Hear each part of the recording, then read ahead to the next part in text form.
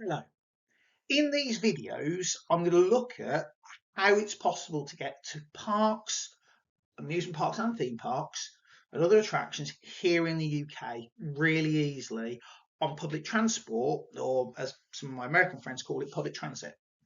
Because actually, it's easier than you usually think and it's far more reasonable than you might imagine.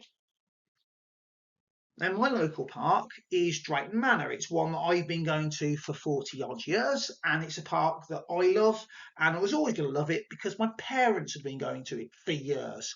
My dad went to it when it first opened, um, and my mum's first visit was when Queen Elizabeth II had her coronation. On the street she lived on, they had money left over from the street party, so they took all the children to Drayton Manor to go on the rides. And surprisingly, considering she didn't like rides, she always talked really fondly about it. My dad loved it. And what I love is that my favourite ride that's ever been at the park was my dad's favourite ride that he went on when he was a child, and that's the snake train. And if you don't know what the snake train was, it's a ride that would never be allowed now. And that's how I can get myself around the fact that Apocalypse is no longer at the park because they got rid of the snake train. Now, Drayton Manor isn't potentially aimed at my demographic. It's aimed at families and younger children now, with Thomasland, which is really nicely themed, and more recent additions such as Vikings and Gold Rush. But there's still stuff there that I love to go and do. And it's always that fact of I go there near my birthday because I've always done it. And going these to holidays this year, I went with a couple of friends and they said about the fact that they were surprised how it was easy to get there by public transport. And actually, I need to talk about this a little bit. So that's what I'm going to do. I'm going to go through how it's easier to get to theme parks like in this one, Drayton Manor, than you might assume.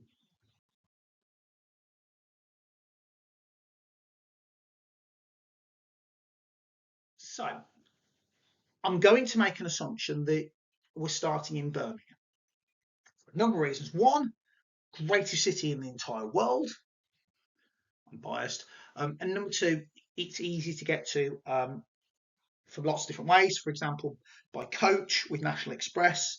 You've got Digbeth Coach Station, which is one of the main hubs in the UK. By rail, New Street Station has got the West Coast Main Line going into it. And in the West Midlands, buses usually go into Birmingham. So I'm going to make the assumption we're starting in Birmingham. You can start this journey in Tamworth. You just have to imagine we're doing it the other way around. But I'm going to assume we're starting in Birmingham. So I would get the bus into the city centre. My friends got the train into New Street. You want to get to the Corporation Street CS1 bus stop. And I'll talk about that in a minute, so it sounds quite complicated. So let me break it down. Once you get in New Street, go upstairs into the Grand Central, which is a shopping centre or shopping mall on top of New Street.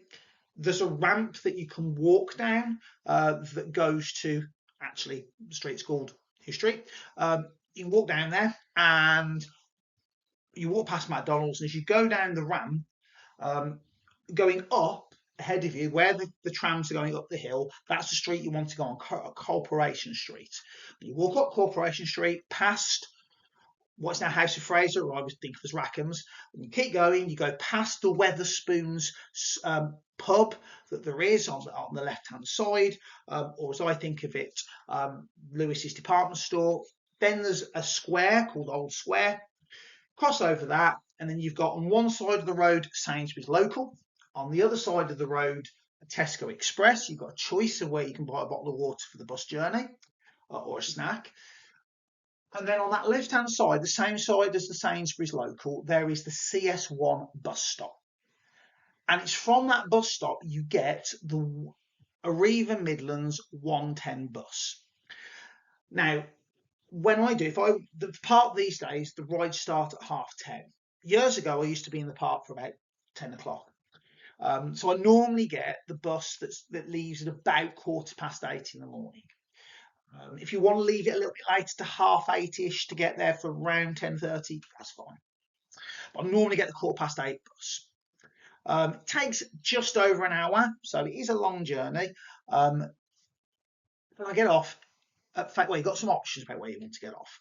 So me personally, I normally get off the 110. I light at the stop that's here, that's called Broomfield Road, on this side of the road. And then I've got to cross over Litchfield Street. Be careful because it is quite a busy road. And then walk back to Fallow Road. So that's what I'll normally do. I'll cross over and walk back to Fallow Road, and then I'll head down Fallow Road. And as you head down Fallow Road, there is a little driveway that comes to the left. It's got no entry signs, everything else. It's called Drayton Manor Drive. And you walk down that, and it takes you all the way down to the main entrance road of Drayton Manor. And if you do it in the morning, so if you get the 8:15 bus, it's really easy to know what stop to get off at, because employees of the park will get up and they'll walk down that road, get off the bus, and they'll walk down the road, and you just follow them. So that's the route I'll normally do. And then you go all the way down there and you end up the park. It takes about 20 minutes. At my speed of walking with my feet these days, it takes more like half an hour, 40 minutes. Yeah. If you're going when it's dark, or if you're going for fireworks or other stuff, take a torch, because it's not very well lit down there. That's one option. That's the one that I'll normally do. There are other options. You can get off in Fazeley itself. The bus stop is as you turn left around this roundabout. You come along here, and the bus does a left. You get off. There are shops in Fazeley that you can go to, and then you can either walk back down the canal towpath, which is a lovely walk in the morning. Just be careful if it's been raining, because it can get wet down there. You don't want wet feet. You want to leave that for the brilliance that is Storm Force 10. And then you get off the towpath here. The footpath goes a little way to the left, and then you walk down Coleshill Street to the main entrance, which is just off the map down there. You can't miss it because it's a massive, great big Drayton Manor Resort sign. Or you can do the sensible one of walking down Coleshill Street. Just be careful, because there isn't a footpath the whole way down, and it's overgrown in places. And that will take you about, so my friends have walked it in about 25 minutes. Me, slow coach, 45 minutes. So I normally allow myself an hour to get a snack or something and walk down to the park. Return journey, exactly the same thing. Normally I'll walk up Drayton Manor Drive, particularly if it's like a big event, so fireworks. Used to end up going to the fireworks quite a lot. If I went on the bus, went down there, and there's like droves of people do it from the local area. Particularly, not so much now, but years ago, you used to have lots of local people going because the Bryant family used to give tickets to local residents, and so everybody used to go down to the fireworks.